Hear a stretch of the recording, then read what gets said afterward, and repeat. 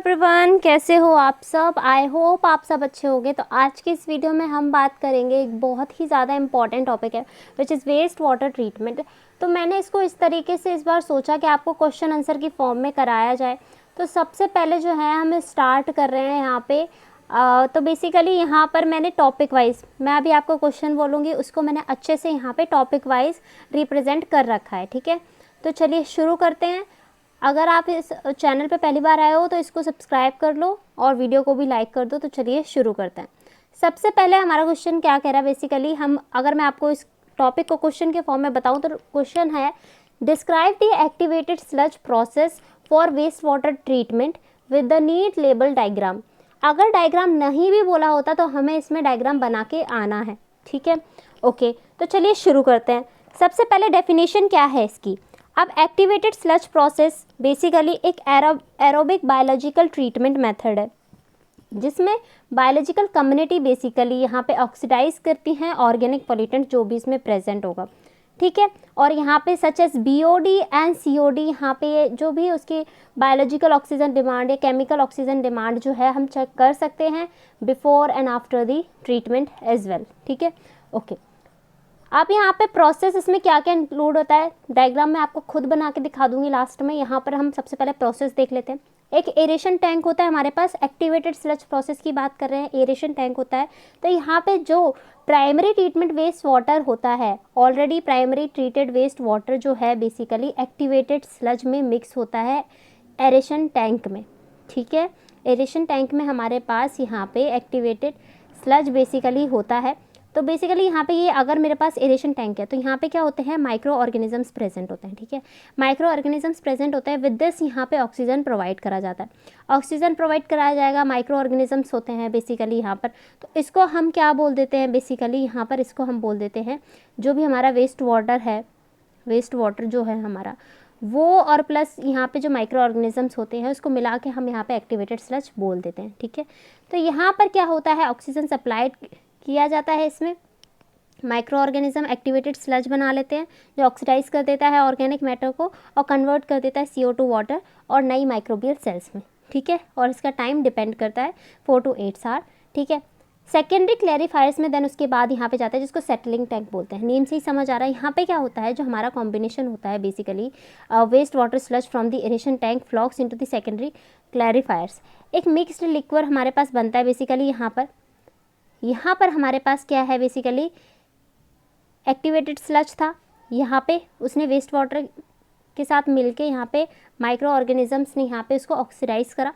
ठीक है, और यहाँ पे बेसिकली उसको यहाँ पे इस तरीके से कन्वर्ट कर दिया।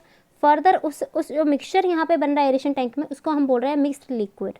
मिक्स्ड लिक्विड को हम यहाँ पे वेस्ट वाटर में बेसिकली कॉम्बिनेशन है मिक्स्ड लिक्विड किसका, वेस्ट वाटर का और स्लज जो फॉर्म हुआ था एरेशन टैंक में। ठीक है, तो ये उसका कॉम्बिनेशन है। अब इसमें क्या होगा, ये जो है जितने भी यहाँ पे एक स्लज फॉर्म हो रहा है बेसिकली वो यहाँ पर एक बायोमास की लेयर बना लेता है, सेटल हो जाता है स्लज बॉटम में। ठीक है, तो यहाँ पर क्या होगा, ये बॉटम में सेटल डाउन हो जाएगा क्योंकि इसका नेम ही बता रहा है ये सेटलिंग टैंक है। ठीक है, ओके, और ऊपर हमारे पास सुपरनेटेंट आएगा, उसको हम जो ट्रीटेड इफ्लुएंट बोल रहे हैं उसको हम यहाँ से उसको डिस्चार्ज कर देंगे। ठीक है, ओके।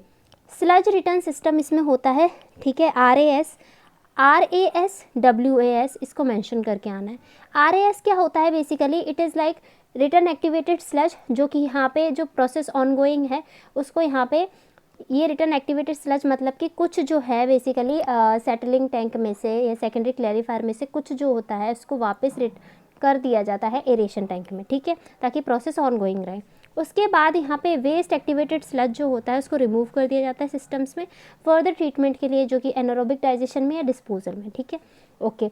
उसके बाद कुछ पैरामीटर्स है, अगर आप ये लिख के आओगे तो बेटर है ना, जैसे कि F/M ratio, food to micro organism ratio जो क्रिटिकल है यहाँ पे एक स्टेबल ऑपरेशन करने के लिए यहाँ पे जो एक्टिवेटेड स्लज प्रोसेस में होना चाहिए, लाइक रिप्रेजेंट कर रहा है कि कितना फूड ऑर्गेनिक अवेलेबल है फॉर द माइक्रो ऑर्गेनिज्म। ठीक है, तो जिससे यहाँ पे relative amount of microbial biomass present है वो चीज़ हमें पता चले। MLSS क्या होता है, मिक्स्ड लिक्विड सस्पेंडेड सॉलिड, जो पैरामीटर है ये रिप्रेजेंट करता है कि कंसंट्रेशन कितनी है माइक्रोबियल बायोमास की एरेशन टैंक में। ठीक है, ओके, ये एक इंपॉर्टेंट इंडिकेटर होता है health and activated of the activated sludge. ठीक है, अगर मैं यहाँ पे आपको यहाँ पे इसका डायग्राम एक बार बना के दिखा देती हूँ फटाफट से, तो हमारे पास क्या होता है यहाँ पर बेसिकली, यहाँ पे हमारे पास ये इस तरीके के हमारे पास कुछ टैंक होते हैं। ओके, सो यहाँ पर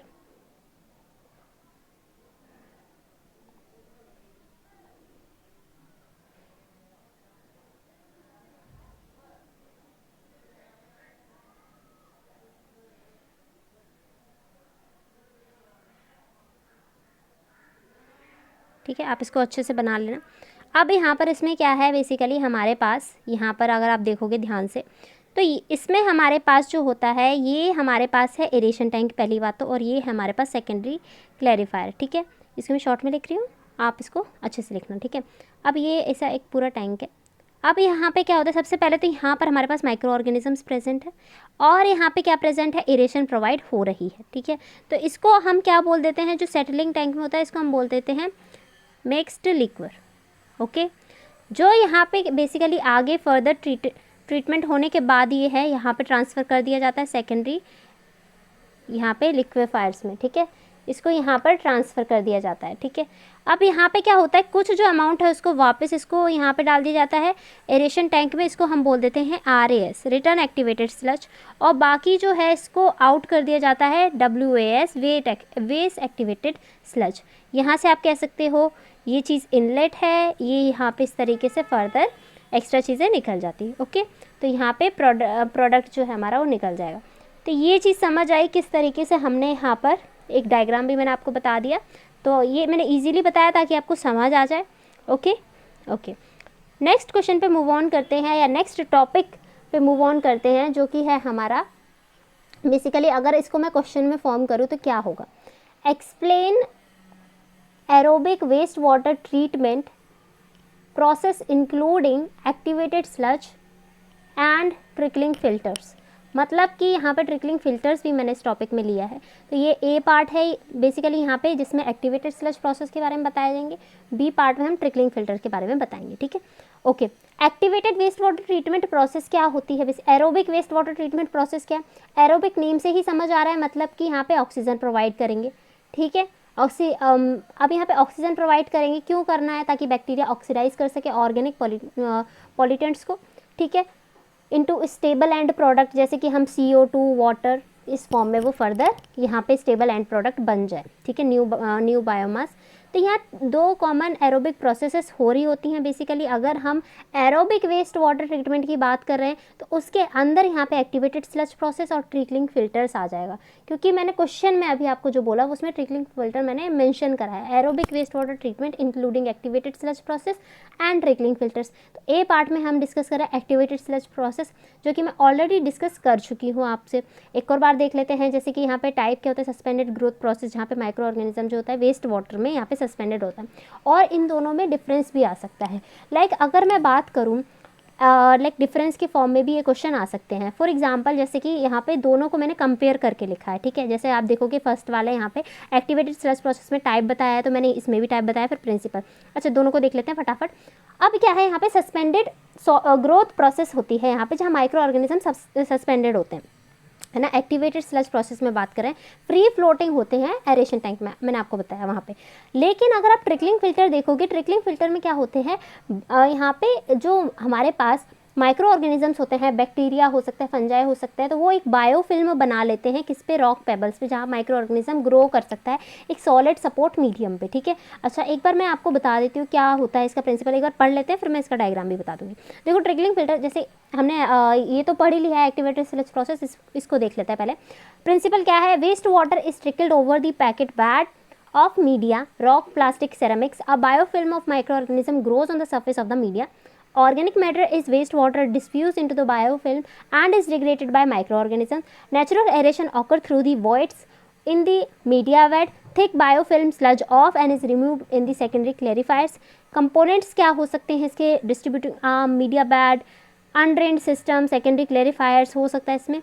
एडवांटेज क्या है, low energy consumption, simple operation, relatively low maintenance requirements, और यहाँ पे डिसएडवांटेजेस भी हैं कुछ, तो चलो हम यहाँ पे एक बार देख लेते हैं, है ना, नहीं समझ आ रहा होगा एकदम से मैंने ऐसे बोल दिया। देखो क्या सिंपल सी बात है, ट्रिकलिंग फिल्टर्स क्या है हमारे पास, क्या होता है बेसिकली, एक हम ना बेड बना लेते हैं यहाँ पे किसी भी चीज़ का बेसिकली इस तरीके से, या फिर मैं ऐसे बोलूँ यहाँ पर हम क्या करते हैं बेसिकली इस तरीके से हम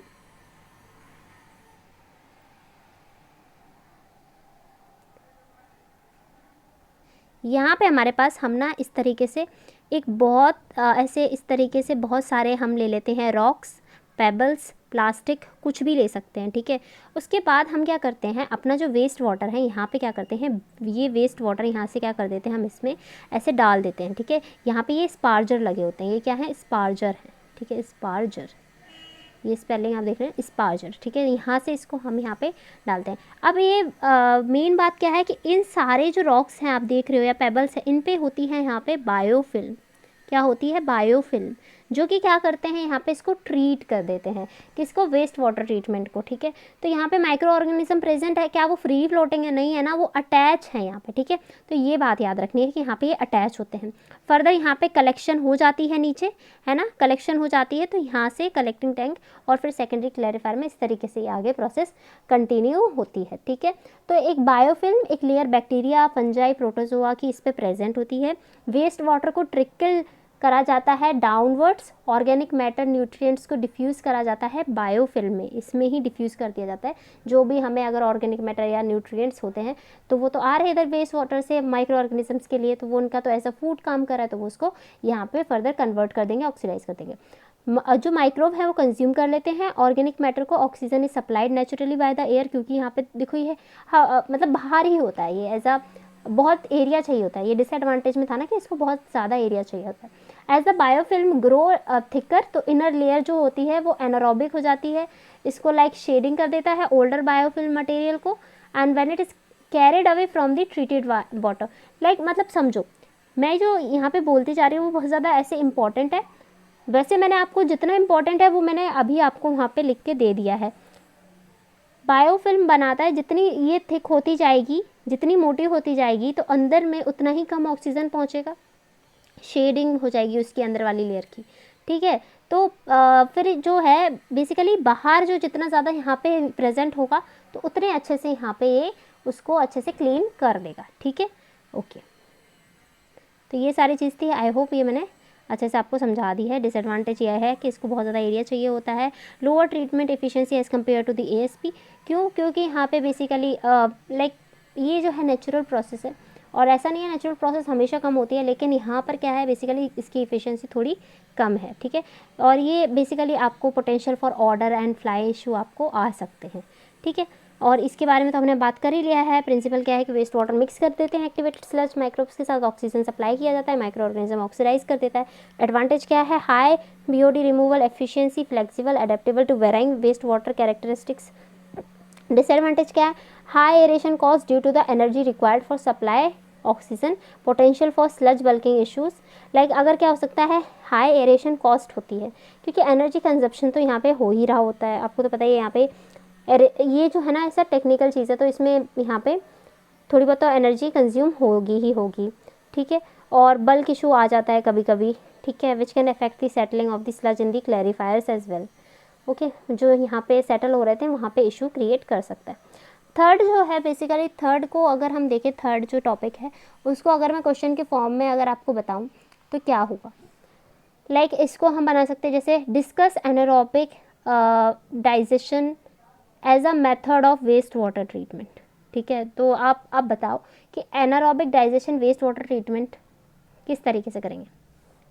एनारोबिक डाइजेशन एक माइक्रोबियल प्रोसेस है जिसमें यहाँ पे ऑक्सीजन प्रेजेंट नहीं होता है, एनारोबिक है basically. It is primarily used for sludge stabilisation and the treatment of high strength industrial waste water. तो ये स्लज स्टेबलाइजेशन के लिए मेनली यूज़ होता है या फिर high strength industrial waste water को ट्रीट करने के लिए होता है, ठीक है। तो इसमें कुछ स्टेप्स होते हैं, इसके स्टेप्स को भी देखते हैं फटाफट से, ठीक है। सबसे पहले हमारे पास हो रही होती है हाइड्रोलिसिस, एसिडोजेनेसिस, फिर उसके बाद यहाँ पे होती है एसिटोजेनेसिस, फिर उसके बाद मिथेनोजेनेसिस, ठीक है। तो ये जो प्रोसेस है, ये स्टेप्स बच्चे भूल जाते हैं, तो हम याद करेंगे हाइड्रोलिसिस वाटर से, एसिडोजेनेसिस एसिड से, एसिटोजेनेसिस एसिटिक एसिड से, और मिथेनो जेनेसिस, HAAM, ठीक है, भूलना नहीं है। ओके, अब हाइड्रोलिसिस क्या है? हाइड्रोलिसिस में क्या होता है बेसिकली, यहाँ पे कन्वर्ट कर देते हैं कॉम्प्लेक्स मैक्रोमोलिक्यूल्स। अब कॉम्प्लेक्स मैक्रोमोलिक्यूल्स में पॉलीसेकेराइड हो सकता है ना, कार्बोहाइड्रेट्स हो सकता है, प्रोटीन, लिपिड, इसको क्या कर देते हैं, कन्वर्ट कर देते हैं into like simpler soluble organic monomers में, ठीक है।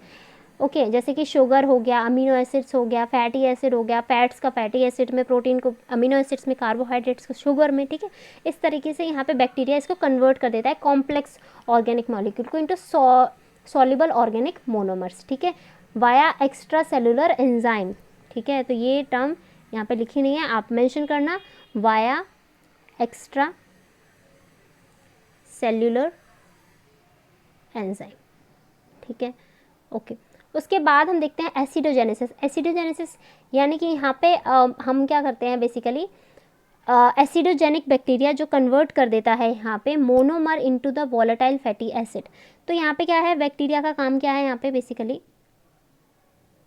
यहाँ पे क्या है, एसिडोजेनेसिस में बैक्टीरिया जो है कन्वर्ट कर देता है यहाँ पे, एसिडोजेनिक बैक्टीरिया कन्वर्ट कर देता है मोनोमर्स को into the volatile fatty acids, ठीक है ना, FAS बोलते हैं वो, VFS। अब यहाँ पे ये अल्कोहल, हाइड्रोजन और कार्बन डाइऑक्साइड, इन सब में इसको कन्वर्ट कर देता है। तो acidogenic bacteria convert monomer into volatile fatty acid, alcohol, hydrogen, carbon dioxide, तो इसमें यहाँ पे इसको कन्वर्ट कर देता है, ठीक है।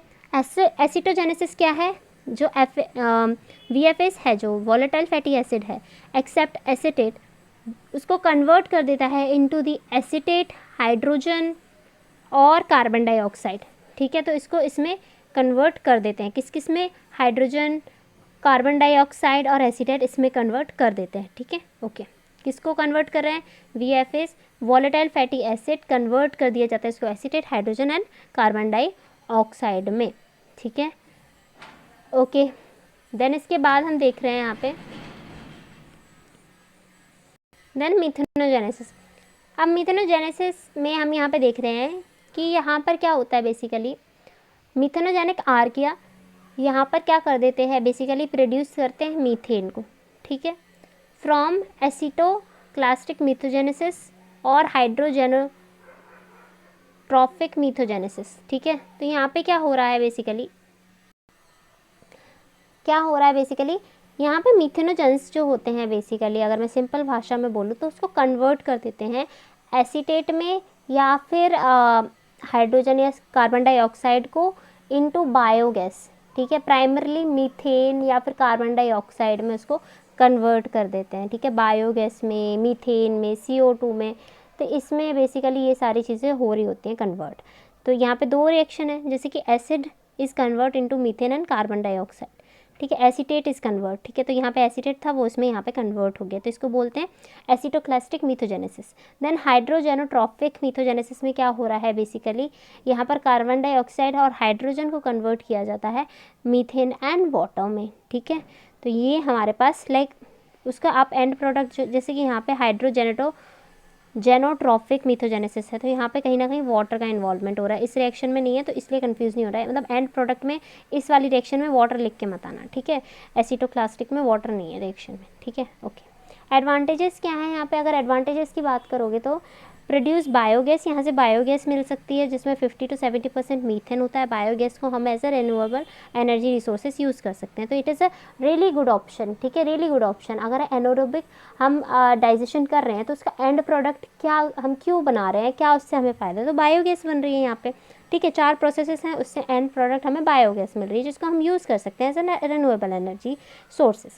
लो sludge production compare to aerobic process, जो कि हमने वहाँ पे देखा भी था डिसएडवांटेज में, वो यहाँ पे एक्सेस में हो जाएगा तो प्रॉब्लम कॉज करता है, तो यहाँ पे एज़ कम्पेयर टू दैट यहाँ पे लो स्लज प्रोडक्शन होता है। Low energy requirement as no aeration is needed, कोई भी ऑक्सीजन की ज़रूरत नहीं होती, तो बहुत ही कम यहाँ पे एनर्जी रिक्वायर्ड होती है। Ideal for treating high strength waste water with high organic content, ज़्यादा ऑर्गेनिक कंटेंट जिसमें होगा उसके लिए ये आइडियल है, तो उसके लिए हम यहाँ पे ये चीज़ें यूज़ कर सकते हैं। उसके बाद हमारे पास आता है फोर्थ टॉपिक, ठीक है, इसको UASB रिएक्टर बेसिकली। इसमें डायरेक्ट क्वेश्चन सच एज बन सकता है like explain the up flow anaerobic sludge blanket reactor and its advantages, ठीक है, तो हम ये इस तरीके से क्वेश्चन बना सकते हैं। अब ये क्या है, up flow anaerobic sludge reactor है, एक high rate anaerobic reactor used हो रहा है for treating industrial waste water and municipal sewage as well. ठीक है, तो यहाँ पर क्या इसका मैकेनिज्म होता है बेसिकली, तो मैकेनिज्म में बेसिकली क्या हो रहा है, बेसिकली सबसे पहले यहाँ पे देख रहे हैं influent waste water enter the reactor from the bottom. ठीक है, तो बेसिकली यहाँ पे बॉटम से यहाँ पे एंटर करा वेस्ट वाटर। ठीक है, तो यहाँ पर क्या हुआ, स्लज ब्लैंकेट यहाँ पे होता है, the reactor contains a dense glandular anaerobic microbial aggregates, जिसको हम स्लज ब्लैंकेट बोलते हैं।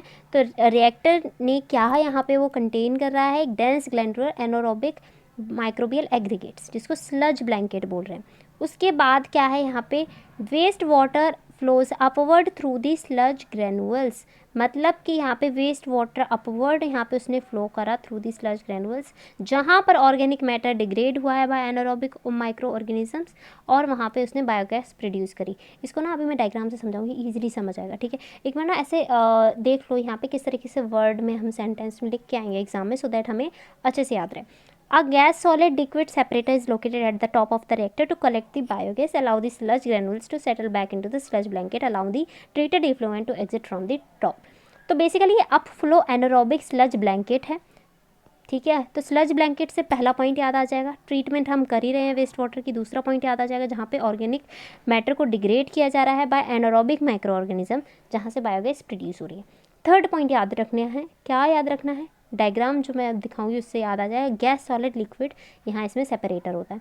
अब ध्यान से देखना क्या हो रहा है, बेसिकली हमारे पास क्या है, एक इस तरीके का यहाँ पर होता है, मैं बना देती हूँ। तो यहाँ पे एक डायग्राम है, इससे मैं एक्सप्लेन कर रही हूँ। जैसे यहाँ पे हमारे पास सबसे पहले इनलेट होता है, तो इनलेट से यहाँ पे क्या हुआ, हमारे पास वेस्ट वाटर आया। ठीक है, यहाँ से अब यहाँ से क्या है, ये अपवर्ड यहाँ पे इसमें आ जाएगा। ठीक है, ओके, सो ये हमारे पास वेस्ट वाटर। फिर इसके बाद यहाँ पे फॉर्म हो जाएंगे धीरे धीरे, क्योंकि इसमें ऑर्गेनिक मैटर प्रेजेंट होगा, एनारोबिक, हमारे पास माइक्रो ऑर्गेनिजम्स भी हैं यहाँ पे। तो क्या होगा, यहाँ पे फॉर्म हो जाएंगे हमारे स्लज ग्रेनुअल्स। ठीक है, ये आप लिख के आओगे एग्जाम में, स्लज ग्रेनुअल्स। ठीक है, याद कर लो, कुछ है ही नहीं इस डायग्राम में, कुछ याद करने को नहीं है। पहला ये याद कर लो स्लज ग्रेनुअल्स, और हर किसी यहाँ पर जितने भी डायग्राम होंगे उसमें इनलेट और आउटलेट तो ज़रूर होगा, तो बस उसकी लोकेशन देख लेना। इनलेट आउटलेट को तो कुछ करना ही नहीं, कहीं भी प्लेस कर देना जब याद ना आए। यहाँ पे देख लो किस तरीके से स्लज ग्रेनुअल्स हो गया। ठीक है, और यहाँ पे हमारे पास बेसिकली क्या होता है, यहाँ पर ये इस तरीके से होता है पिस्टन की तरह, लाइक ऊपर से यहाँ से इसमें प्रेशर आता है। ठीक है, इस तरीके से, तो यहाँ पे ऊपर क्या होती है, बायोगैस यहाँ पे निकल जाती है। ठीक है ना, ऐसे सोचो कि ऊपर से हम अगर इसको इस तरीके से करेंगे, ये चीज़ जो है, तो जितना प्रेशर लगाएगी नीचे बॉटम में एक यहाँ पे इस तरीके से फॉर्म हो जाएगा, है ना, और यहाँ पे क्या होगा, लिक्विड अलग सेपरेट हो जाएगा ऊपर, तो एक्स्ट्रा जो आउटलेट से वो लिक्विड बाहर निकल जाएगा, और बायोगैस से बायोगैस फॉर्म हो जाएगी ऊपर।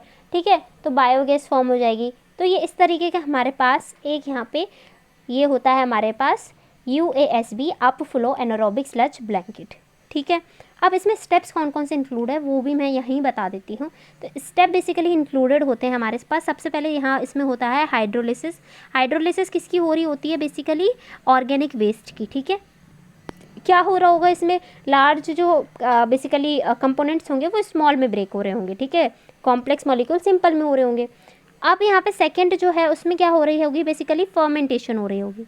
फर्मेंटेशन हो रही होगी, फर्मेंटेशन होती किसकी, लाइक शुगर की या अमीनो एसिड की। थर्ड स्टेप में क्या हो रहा होगा, यहाँ पे एनारोबिक ऑक्सीडेशन हो रहा होगा फैटी एसिड का या अल्कोहल का। ठीक है, तो एनारोबिक ऑक्सीडेशन किसका, फैटी एसिड का या फिर अल्कोहल का, जो कि अभी हमने ऊपर पढ़ा था उसमें अपने एनारोबिक प्रोसेस में, ऊपर वाले क्वेश्चंस में जो हमने देखा था उसी तरीके के सिमिलर स्टेप है। ठीक है, hydrolysis, fermentation, anaerobic oxidation of fatty acid and alcohol. ठीक है, फोर्थ यहाँ पे होता है बेसिकली फॉर्मेशन ऑफ मीथेन या मीथेनोजेनेसिस। ठीक है, तो ये आप अपने वर्ड में लिखेंगे, फॉर्मेशन यहाँ पे स्पेस नहीं है, फॉर्मेशन ऑफ मीथेन। ठीक है, तो ये मैंने बता दिया एक्स्ट्रा पॉइंट, शायद एग्जाम में आप लिखोगे तो साइड में ये भी लिख देना, बहुत अच्छा लगेगा। ठीक है, ये स्टेप्स इन्वॉल्व है और किस तरीके से मैकेनिज्म है वो मैंने अभी आपको बता ही दिया। मैकेनिज्म समझ में आ गया। Sludge blanket reactor contains a dense glandular anaerobic microbial aggregates, जो कि मैंने उसमें आपको दिखाए थे, उसको हम क्या बोल रहे थे, स्लज ग्रेनुअल्स, ठीक है, नोन एज स्लज ब्लैंकेट भी बोल सकते हैं। यहाँ पे नीचे जाके इस तरीके से जब वो प्रेशर लगाएगा तो वो इस तरीके से ब्लैंकेट फॉर्म हो जाएगा। ट्रीटमेंट क्या होगा, बेसिकली वेस्ट वाटर अपफ्लो हो जाएगा, ग्रैनुअल्स जो होते हैं थ्रू द स्लज ग्रैनुअल्स, जहाँ पे organic matter degraded by anaerobic micro organism, जहाँ से बायोगैस रिमूव हो जाती है, ठीक है, या प्रोड्यूस होती है ऊपर साइड, तो वो निकल जाती है, उसको हम अलग से यहाँ पे यूज़ कर सकते हैं। गैस, सॉलिड, लिक्विड, समझ आया, तीनों चीज़ें सेपरेट हो रही हैं, लिक्विड अलग निकल रहा है आउटलेट से, सॉलिड नीचे बॉटम में जा रहा है, और ऊपर हमारे पास क्या हो रहा है, बेसिकली बायोगैस निकल रही है। At the top of the reactor, biogas allow the sludge granules to settle back in the sludge blanket and allow the treated effluent to exit from the top, ठीक है। अब ये समझ आ गया, पहली बार पढ़ते हैं तो समझ नहीं आता है, बट डायग्राम से हमेशा पढ़ना बहुत सही रहता है, ठीक है, ओके, ईजी हो जाता है हमारे पास, ओके। अब क्या देख रहे हैं हम, बेसिकली यहाँ पे इसकी advantage, handles high organic loading rates, ठीक है, तो ये हाई ऑर्गेनिक लोडिंग रेट्स, यहाँ पे OLR को हम यहाँ बोल रहे हैं इस तरीके से, इसको शॉर्ट फॉर्म में, तो उसको हैंडल कर सकता है। उसके बाद है यहाँ पे no mechanical mixing is required as the biogas production produce turbulence, very low sludge production, इसमें भी स्लज बहुत कम प्रोड्यूस होता है, हाई मीथेन जनरेशन इसमें भी होती है, स्मॉल लैंड एरिया रिक्वायर्ड होता है, क्योंकि यहाँ पे बस हम इसको ही तो प्लेस कर रहे हैं, compare to the anaerobic treatment system, क्योंकि उसमें बहुत ज़्यादा हमारे पास क्या लग रहा होगा, एरिया चाहिए होता है, ठीक है, उसमें तो हमने उसकी डिसएडवांटेज में देखा ही था। समझ आ गया कैसे था, इनलेट से हमने यहाँ पे बेसिकली अंदर डाला था, और फिर यहाँ पे इस तरीके से बायोगैस रिमूव हो गई, और यहाँ पे हमारे पास अलग वो चीज़ भी वहाँ पे रिमूव हो जाती है, जो वेस्ट वाटर जो जितना ट्रीटेड होता है वो भी यहाँ पे इफ्लुएंट के फॉर्म में रिमूव हो जाता है थ्रू दी आउटलेट, ठीक है। इसमें गैस कहाँ पे मूव कर रही है, upward, liquid move sideways, solid collect at the bottom. Advantages क्या है इसकी, लाइक सिंपल एफिशिएंसी वगैरह जो मैंने आपको बता दी अभी, सॉरी सिंपल डिज़ाइन है, हाई एफिशिएंसी है, और यहाँ पे अच्छे से ये मीथेन गैस भी प्रोड्यूस कर ही रहा है ज़्यादा, स्लज प्रोटेक्शन बहुत ज़्यादा कम है, और एनर्जी भी कम ही रिक्वायर्ड है, ठीक है। कंपोनेंट्स में लिखने को आ जाए तो क्या लिख सकते हो, that it consist of influential chamber, peristaltic pump यहाँ पे होता है, उसके बाद पंप मैंने यहाँ पे डायग्राम में शो नहीं करा है, तो बेसिकली जैसे हम बनाते हैं इस तरीके से, तो यहाँ पर एक पंप भी होता है, जैसे इनलेट जब हम यहाँ पे डालते हैं तो इस तरीके से उसमें यहाँ पे इनिशियल होता है, आप लिख सकते हो, ठीक है। Gas, liquid, solid separator, effluent outlet यहाँ पे प्रेजेंट होता है, गैस आउटलेट प्रेजेंट होता है, गैस कलेक्शन भी प्रेजेंट होता है, ठीक है। तो ये मैंने बहुत अच्छे से करा दिया, आई होप, मुझे लग रहा है ये क्वेश्चन आ सकता है एग्जाम में, तो इसको अच्छे से देख के जाना है, मैंने सब करा दिया है। मैकेनिज्म स्टेप्स लिख के आओगे, पहले इसकी डेफिनेशन लिख के आओगे, बेसिक सी के, that it is a high rate anaerobic reactor used for treating the industrial waste water and municipal sewage. फिर उसके बाद मैकेनिज्म, स्टेप्स, एडवांटेजेस, डायग्राम अच्छे से एक्सप्लेन करोगे, दैट्स इट। देन उसके बाद हमारे पास एक और क्वेश्चन है विच इज़ लाइक टॉपिक है, तो इसको अगर मैं क्वेश्चन के फॉर्म में बोलूँ तो किस तरीके से बोलेंगे, like waste water treatment scheme, जैसे लाइक हम कह सकते हैं describe the waste water treatment scheme for dairy industry और शुगर इंडस्ट्री, ठीक है। तो देखो डेयरी इंडस्ट्री और शुगर इंडस्ट्री में अगर हम दोनों में ही बात करें तो वेस्ट वाटर की कुछ कैरेक्टरिस्टिक्स होती हैं, ठीक है, वेस्ट वाटर की क्या होती हैं, कुछ कैरेक्टरिस्टिक्स होती हैं। अब वेस्ट वाटर में लाइक जैसे हाई VOD है, फैट्स की यहाँ पे प्रेजेंस ज़्यादा होती है, प्रोटीन, लैक्टोज, डिटर्जेंट्स और वेरिएबल pH, तो ये सारे इसके क्या होते हैं, डेयरी वेस्ट वाटर के कैरेक्टरिस्टिक हैं। सबसे पहले हम बात कर रहे हैं डेयरी वेस्ट वाटर में, तो यहाँ पे जैसे हम बात कर रहे हैं डेयरी इंडस्ट्री की, तो सबसे पहले इसमें क्या होता है, यहाँ पे ज़्यादा प्रेजेंट होता है, क्या प्रेजेंट होता है, हाई डिज़ोल्व सॉलिड, ठीक है, ये यहाँ पे प्रेजेंट होता है। और ज़्यादा क्या प्रेजेंट होता है, ये लिख के आना है, ऐसे ही नहीं मैंने लिख रही हूँ, जब आप ट्रीटमेंट भी बताओगे तो पहले बताओगे कि इसमें यहाँ पे वेस्ट वाटर में क्या कैरेक्टरिस्टिक्स होती हैं, ठीक है, ओके। जैसे शुगर में अलग होगी, यहाँ पे अलग होगी, तो इसलिए मैं आपको बता रही हूँ, ठीक है। हाई डिज़ोल्व सॉलिड होगा, BOD COD हाई होगी, जैसे यहाँ पे लिखा है BOD टू COD लेवल, ठीक है। उसके बाद यहाँ पे क्या ज़्यादा होंगे, बेसिकली सस्पेंडेड सॉलिड, जिसमें हमारे पास फैट्स, प्रोटीन, यहाँ पे लैक्टोज, डिटर्जेंट, ये और ये सारी चीज़ें हो सकती। ट्रीटमेंट में हम सबसे पहले क्या देख रहे हैं, तो इसके कैरेक्टरिस्टिक्स याद हो गए, high dissolve solid, BOD to COD level and suspended solids. Treatment में हम देख रहे हैं हमारे पास सबसे पहले प्रीलिमिनरी ट्रीटमेंट हम देख रहे हैं, जिसमें हम यहाँ पे स्क्रीनिंग देखेंगे, देन इक्वलाइजेशन देखेंगे। तो होगा क्या यहाँ पे बेसिकली स्क्रीनिंग में तो हम जो ज़्यादा बड़े बड़े सॉलिड्स होते हैं ना वो हम यहाँ से रिमूव कर देते हैं। इक्वलाइजेशन में क्या होता है, बैलेंस पीएच और flow variations. This is particularly important due to the presence of acidic whey and alkaline cleaning agents in dairy waste water. ठीक है, तो हमें पीएच को बैलेंस करना है बेसिकली, और जितने भी वेरिएशंस आ रहे हैं फ्लो में उसको बैलेंस करके चलना है, क्योंकि कहीं ना कहीं यहाँ पे प्रेजेंस हो जाता है ज़्यादा एल्कलाइन या ज़्यादा एसिडिक ना हो, तो इसलिए हम इक्वलाइजेशन यहाँ पे बेसिकली उसका यूज़ करते हैं, इक्वलाइज़र का यूज़ करते हैं बेसिकली। ठीक है, उसके बाद हम देख रहे हैं यहाँ पे प्राइमरी ट्रीटमेंट में ऑयल एंड ग्रीस रिमूवल हम करते हैं। ठीक है, DAF which is dissolved air flotation is used to remove fats and oils from waste water। ठीक है, तो फैट्स और ऑयल्स को कौन रिमूव कर रहा है, DAF dissolved air flotation। ठीक है, तो DAF इसेंशियल है क्योंकि यहाँ पे fats can hinder biological treatment process. ठीक है, ओके, तो यहाँ पर ये इंपॉर्टेंट इसीलिए हो जाता है ऑयल और ग्रीस रिमूवल। ठीक है, इससे हम करते हैं, is use to remove fats and oils removal, क्या यूज़ कर रहे हैं, DAF। उसके बाद sedimentation, remove settleable solids from the waste water. तो हम देखो यहाँ पे बहुत ऐसे बोरिंग लग सकते हैं ये सारे स्टेप्स, बट देखने तो पड़ेंगे, चलो देख ही लेते हैं। वीडियो थोड़ी लंबी हो गई है गाइस, तो नेक्स्ट वीडियो में कंटिन्यू करें इसको या फिर मैं करा ही देती हूँ जितना हो रहा है। ओके, और वीडियो प्लीज़ सब्सक्राइब कर देना चैनल को और लाइक कर देना वीडियो, कमेंट भी कर देना कैसे लग रहा है, हैंड रिटन नोट से ज़्यादा सही लगता है या ऐसे, क्योंकि स्पेस थोड़ी कम रहती है। ओके, सो यहाँ पे move on back to the topic. तो यहाँ पे बेसिकली हमने सबसे पहले स्क्रीनिंग करी, इक्वलाइजेशन करा, फिर हमने DAF का यूज़ करा ऑयल और ग्रीस निकालने के लिए, सेडिमेंटेशन करा। अगर यहाँ पे सॉलिड अगर सेटल हुए होंगे तो उसका सेडिमेंटेशन ये प्रोसेस को हम बोल रहे हैं। तो स्क्रीनिंग, इक्वलाइजेशन, यहाँ पे DAF का यूज़ करा, उसके बाद हम यहाँ पे सेडिमेंटेशन कर रहे हैं। ठीक है, इतने सारी चीज़ें देखी। सेकेंडरी ट्रीटमेंट में हम क्या कर रहे हैं, एनारोबिक ट्रीटमेंट हम करेंगे यहाँ पे, जो कि हमने UASB अभी जस्ट ऊपर देखा है।